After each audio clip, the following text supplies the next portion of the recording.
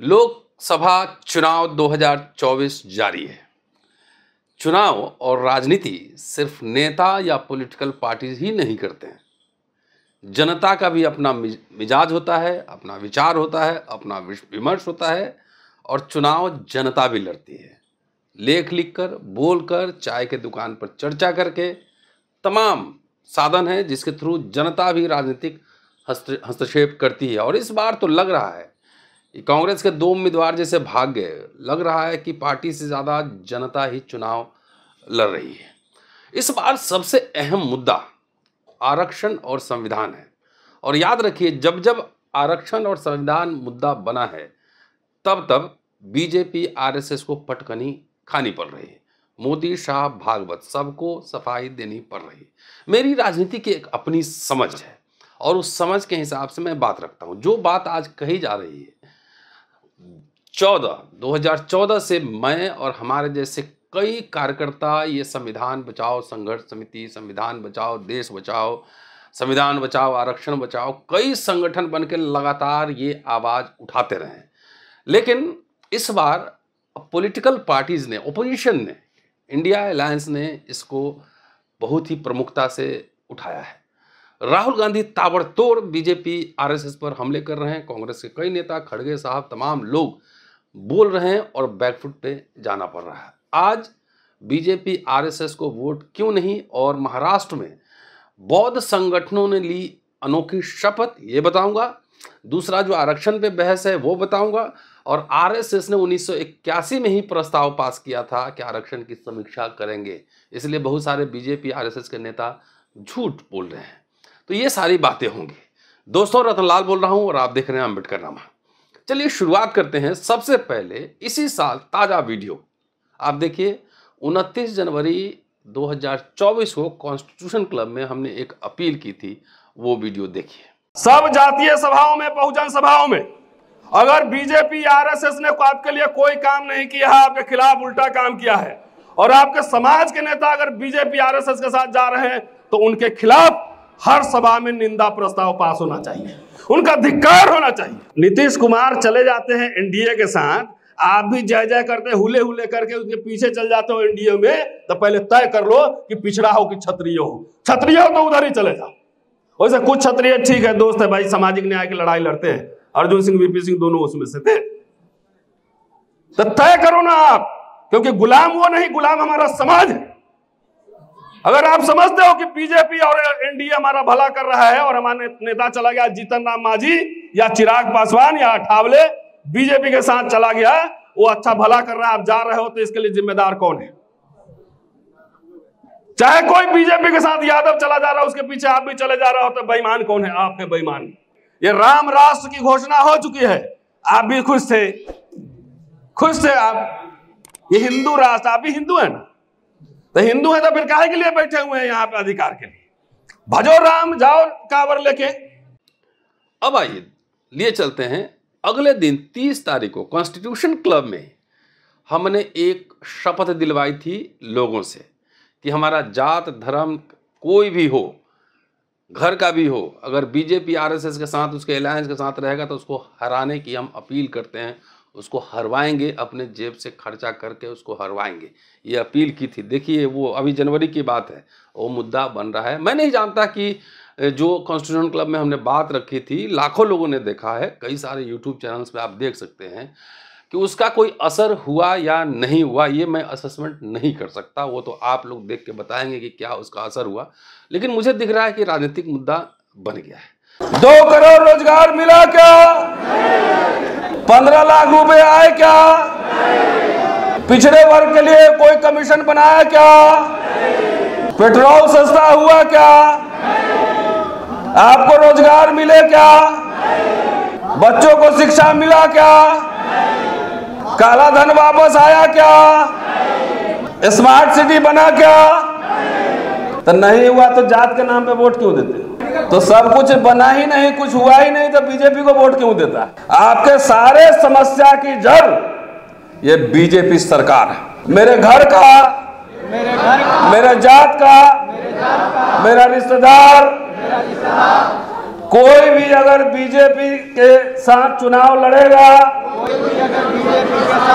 BJP का उम्मीदवार बनेगा उसको हम लोग हरवाएंगे, उसको वोट नहीं देंगे, उसके खिलाफ प्रचार करेंगे। मेरा भाई भी अगर बीजेपी से चुनाव लड़ेगा उसके खिलाफ प्रचार करेंगे, उसको हरवाएंगे। बोलिए कि मैं सत्य और निष्ठा के साथ शपथ लेता हूं। दिखाओ भाई, विजुअल दिखाओ। हजारों लोगों ने शपथ लिया है बीजेपी को हरवाएंगे। अब आपके जात का, घर का कोई भी आदमी अगर बीजेपी से उम्मीदवारी करता है, उस दिन टेस्ट करूंगा कि जात के नाम पर वोट दिए या विचारधारा के नाम पर वोट दिए। टेस्टिंग होगा, शपथ दिलवाना जरूरी है। हम ये नहीं कह रहे हैं कि इंडिया आएगी तो घी की नदी बहेगी, ये नहीं कह रहे, लेकिन वहां पर कोई संभावना है जरूर कि हम अपना एजेंडा सेटिंग कर लेंगे। जो आरएसएस के समर्थन से और जो बीजेपी के समर्थन से जो सरकार बना चुका हो, अगर वो दलित मुक्ति की बात करे तो समझना कहीं ना कहीं प्रॉब्लम है। सावधान कि जब इतिहास लिखा जाएगा, जब हम नहीं रहेंगे, तो आने वाली पीढ़ियां कम से कम याद रखेगी कि जब तुम्हारे बच्चों के स्कूल, कॉलेज, रोजगार सब बंद किए जा रहे थे तो कुछ लोग वैसे थे जो सड़क से लेके संविधान कॉन्स्टिट्यूशन क्लब तक लड़ाई लड़ रहे थे। पिछड़ों के कंधों पे चढ़ के ही और कुछ दलितों के कंधों पे चढ़ के ही वो हिंदू राष्ट्र आने वाला है। अपने कुल्हाड़ी से अपना पांव मत काटिए। शुक्रिया, जय भीम। अब चलिए महाराष्ट्र में क्या हुआ है 22 अप्रैल को, उस पर चलते हैं। महाराष्ट्र में पिछले 5 साल में बहुत सारे पॉलिटिकल एक्सपेरिमेंट्स हुए हैं। शिवसेना को तोड़ दिया गया है। अजीत पवार निकल गए हैं एनसीपी से, वो भी टूट गया। अजीत पवार, शरद पवार, तोड़ फोड़ की राजनीति चल रही है वहाँ पर। और कई कांग्रेस के वरिष्ठ नेता जो मलाई चाप चुके थे पहले कांग्रेस की सरकार में, वो छोड़ के भी बीजेपी में और आरएसएस में भाग गए।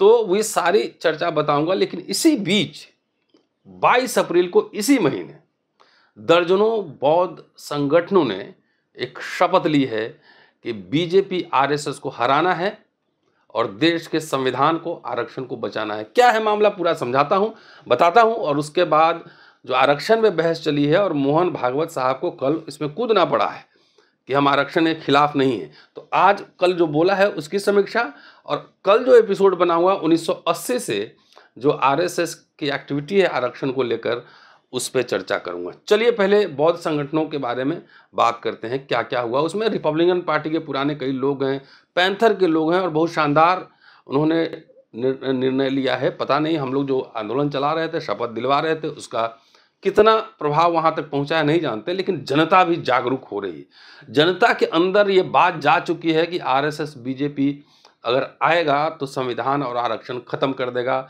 वैसे संविधान आरक्षण का क्या स्थिति है ये आप देख रहे हैं। आरक्षण कह रहे हैं कि खत्म नहीं करेंगे, लेकिन लागू कहाँ है, पेपर में कि असली में। तो महाराष्ट्र में दलित अंबेडकरवादी समूहों ने विपक्षी गठबंधन को समर्थन देने की घोषणा की है। प्रकाश अंबेडकर, आप जानते हैं उनको, उन्होंने 7 अप्रैल को अपने अघाड़ी, वंचित बहुजन अघाड़ी के टिकट पर महाराष्ट्र में 36 सीटों पर इंडिपेंडेंट तरीके से चुनाव लड़ने की घोषणा की थी। इधर इसी महीने 22 अप्रैल को देखिए 4 दर्जन से अधिक दलित अंबेडकरवादी बौद्ध संगठनों के एक महत्वपूर्ण सम्मेलन में घोषणा की गई कि 18वीं लोकसभा चुनाव संविधान और लोकतंत्र को बचाने की लड़ाई है। उसी बैठक में संयुक्त प्रगतिशील रिपब्लिकन पार्टी के गठन की भी घोषणा हुई और कार्यकर्ताओं और संगठनों ने अगले 4 चरण के चुनाव में, 22 तारीख का न्यूज अभी बता रहा हूं, कांग्रेस, एनसीपी, शिवसेना, उद्धव ठाकरे की महाविकास अघाड़ी को अपना खुला समर्थन देने की घोषणा की गई कि बीजेपी सत्तावादी ताकतों के पराजित होने के बाद नवगठित प्रगतिशील रिपब्लिकन पार्टी डॉक्टर अंबेडकर के रिपब्लिकन पार्टी ऑफ इंडिया को अपना आदर्श मानेगी और उनके आदर्शों के अनुरूप पार्टी को पुनर्जीवित करने की कोशिश करेगी। यहाँ महत्वपूर्ण बात यह है कि इस निर्णायक राजनीतिक कदम में प्रकाश अंबेडकर जी को थोड़ा सा झटका दिया होगा। वैसे उनको गठबंधन में ही चुनाव लड़ना चाहिए था, लेकिन वो अकेले लड़ रहे हैं। बसपा यहाँ अकेले लड़ रही है। किस कदर जा रहा है, किस तरफ जा रहा है, ये कह नहीं सकते हैं। सो अंबेडकर के अकेले चुनाव लड़ने के फैसले को लेकर भी वीवीए के कार्यकर्ताओं में, उनकी पार्टी के कार्यकर्ताओं में असंतोष था। 22 अप्रैल को सोलापुर के घटनाक्रम से यह स्पष्ट भी हो गया।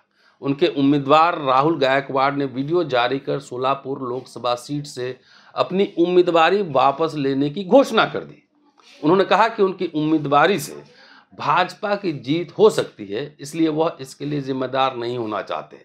इसलिए उन्होंने बाबा साहब के संविधान को बचाने के लिए अपना नामांकन रद्द करने का फैसला किया है। प्रोग्रेसिव रिपब्लिकन पार्टी की ओर से जारी प्रेस विज्ञप्ति में कहा गया है कि वे महाराष्ट्र की सामाजिक राजनीतिक वास्तविकता को पहचानते हैं। कोई भी अंबेडकरवादी अपने बल पर अकेले अभी चुनाव लड़ने की स्थिति में नहीं है। मोदी और उनकी भाजपा को अकेले नहीं हराया जा सकता। दलित बौद्ध समुदाय ने अपने निर्णायक वोट को विभाजित होने से रोकने के लिए यह सुनिश्चित करने का निर्णय लिया है कि महाविकास अघाड़ी के उम्मीदवार को समर्थन दिया जाए ताकि वे जीत हासिल कर सके। ये अपील दिग्गज पैंथर रिपब्लिकन नेता श्याम दादा गायकवाड़ ने की है। इस प्रेस कॉन्फ्रेंस में वरिष्ठ पैंथर नेता सयाजी बागमारे, पूर्व आईपीएस अधिकारी सुधाकर सुरदकर, संजय अपारंती और वरिष्ठ पत्रकार सुनील खोबड़ागरे मौजूद थे। प्रेस को सामूहिक रूप से संबोधित करते हुए वरिष्ठ दलित नेताओं ने भाजपा महागठबंधन के उम्मीदवारों को पूरी तरह से हराने का आह्वान किया। उन्होंने कहा कि यह लोकसभा चुनाव राज्य में बौद्ध समुदाय के राजनीतिक मूल्य को साबित करने के बारे में नहीं है। यह चुनाव देश के संविधान और लोकतंत्र को बचाने के लिए गंभीर चुनौती है। मोदी और उनकी भाजपा को रोकना समय की मांग है। यह बात श्याम दादा गायकवाड़ ने बहुत ही दृढ़ता मजबूती से कहा। सभा ने माना कि गुटों में बंटकर इतना महत्वपूर्ण चुनाव लड़ने का समय नहीं है। बहुत अच्छी बात। 1990 में यह एकजुट रिपब्लिकन पार्टी ही थी जिसने शिवसेना भाजपा गठबंधन को सत्ता में आने से रोका था। साथ ही 1999 में घाटकोपर की रमाबाई कॉलोनी में दलित नरसंहार के बाद उस गठबंधन को भी सत्ता से हटा दिया था। यहाँ पे यह स्मरण करना जरूरी है कि विदर्भ में पहले चरण के मतदान से पहले विचारक डॉक्टर यशवंत मनोहर और डॉक्टर सुखदेव थोराट के नेतृत्व में 80 संगठनों ने जन जागरण किया था। इन संगठनों ने भी बीजेपी को हराने के लिए जो गठबंधन है, महागठबंधन कांग्रेस इंडिया अलायंस को जिताने का समर्थन देने की अपील की थी।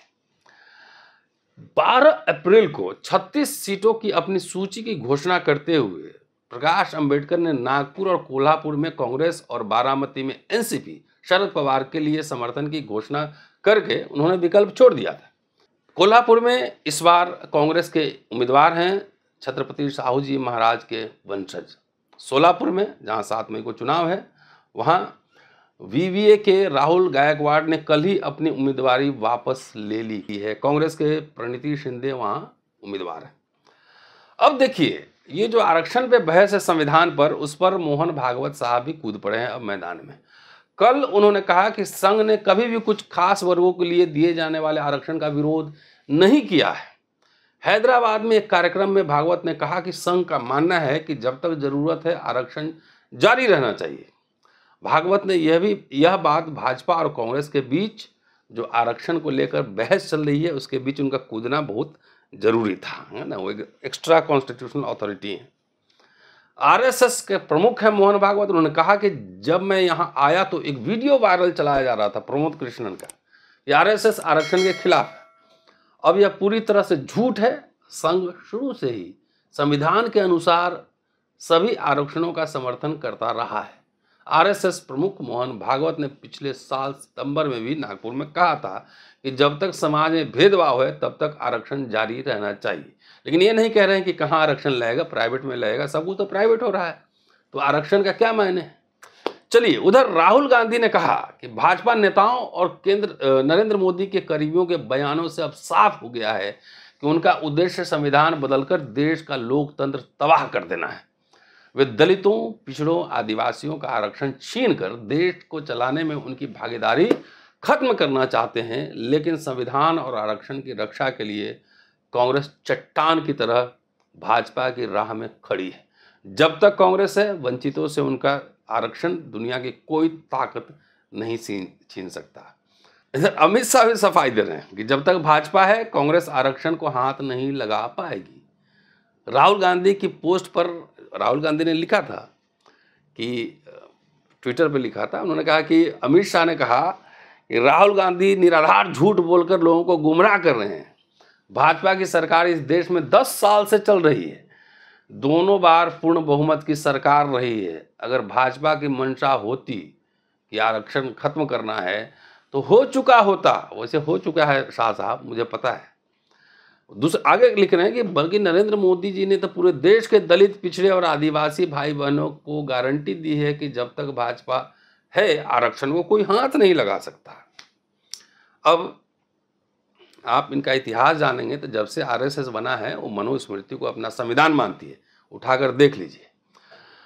अब थोड़ा क्रोनोलॉजी को समझते हैं, क्रोनोलॉजी को। मोहन भागवत अभी जो कल उन्होंने कहा है हैदराबाद में, उससे पहले क्या क्या कहा है वो भी सुन लीजिए। 2015 में बिहार विधानसभा चुनाव, उस समय उन्होंने कहा कि आरक्षण और इसकी आवश्यकता एवं समय सीमा की समीक्षा करने की जरूरत है। 2017 में आरएसएस नेता मनमोहन वैद्य ने कहा कि आरक्षण को हटा दिया जाना चाहिए। 2018 बीजेपी सांसद सीपी ठाकुर ने दलित आरक्षण का विरोध किया। 2021 हिमाचल के पूर्व बीजेपी सीएम ने कहा था कि अब जाति आधारित आरक्षण को खत्म करने का समय आ गया है। और सुब्रमण्यम स्वामी ने बहुत पहले कहा था कि अब ऐसा स्थिति बना देंगे कि आरक्षण जो है ना इररिलेवेंट हो जाएगा, उसका कोई प्रासंगिकता ही नहीं रहेगी। वो हो रहा है। मोदी, शाह, भागवत सब कह रहे हैं कि आरक्षण रहेगा। कहाँ रहेगा ये बताओ? कागज में रहेगा कि सरकारी नौकरी में निजीकरण रोकोगे, कि अडानी के फैक्ट्री में भी रहेगा आरक्षण? कहाँ रहेगा ये बताइए, सीधी बात। अब चलिए, अभी फिलहाल लोकसभा चुनाव के दरमियान जो भाषण सभाएं नेताओं के, अनंत कुमार हेगड़े कर्नाटक से बीजेपी सांसद हैं और पूर्व केंद्रीय मंत्री हैं, कह रहे हैं 400 पार इसलिए चाहिए कि संविधान बदलना है। अरुण गोविल मेरठ से अभी चुनाव लड़े हैं, वहाँ के उम्मीदवार हैं। लल्लू सिंह फैजाबाद से बीजेपी सांसद अभी फिर चुनाव लड़ रहे हैं। ज्योति मिर्धा नागौर से बीजेपी की लोकसभा उम्मीदवार हैं और ये सब मिलके कह रहे हैं कि 400 चाहिए और संविधान बदलना है। इसके पहले संसद मार्ग पर संविधान की प्रतियां जलाई गई थी। न तो नरेंद्र मोदी साहब, न तो अमित शाह, न तो मोहन भागवत, किसी ने इस पे अपनी कोई प्रतिक्रिया नहीं दी। आज तक किसी पे कोई कार्रवाई नहीं हुई। इनके नेता खुलेआम बोल रहे हैं कि संविधान बदलने के लिए 400 सीट चाहिए, तो आखिर उस पर कार्रवाई क्यों नहीं हो रही है? आपको ये बता दूं, कल मैं एक वीडियो बनाऊंगा जिसमें 1981 से आरएसएस का क्या स्टैंड है आरक्षण पर। वैसे मैं समझता हूं कि जब से आरएसएस बनी तब तक वही स्टैंड है कि वर्ण व्यवस्था कायम रहे, लेकिन आधिकारिक स्टैंड क्या था वो कल एक वीडियो में आपको बताऊंगा। लेकिन ये समझिए कि वाकई जो बात कह रहे हैं आरक्षण और संविधान खतरे में है, ये बात हम बार बार कह रहे हैं कि जाति, परिवार, नाते, रिश्तेदार, धर्म भूल जाओ और सीधा सीधा अगर एजेंडा पे बात करनी है तो बीजेपी का मैनिफेस्टो उठाइए। बीजेपी के 10 साल के कार्यों की समीक्षा कीजिए। कितने ओबीसी कमीशन कहाँ बना है? सारे संवैधानिक संस्थाएं एक तरह से आधा से ज़्यादा डिफंक्ट हो चुकी है। आरक्षण के साथ खिलवाड़ किया जा रहा है। थोड़ी बहुत सरकारी जगह है उसमें है, वो भी धीरे धीरे प्राइवेटाइज हो रहा है। हॉस्पिटल प्राइवेटाइज हो रहे हैं, सब खत्म हो रहे हैं, एजुकेशन खत्म हो रहे हैं। सारी कंपनियां, सरकारी कंपनियां धीरे धीरे बेची जा रही हैं या उसको ख़त्म किया जा रहा है। तो आरक्षण है क्या? मोदी, शाह और आरएसएस प्रमुख मोहन भागवत से सवाल पूछिए और आपके पास जो बीजेपी नेता वोट मांगने आए उससे भी सवाल पूछिए। शुक्रिया, देखते रहिए अम्बेडकरनामा। Thank you.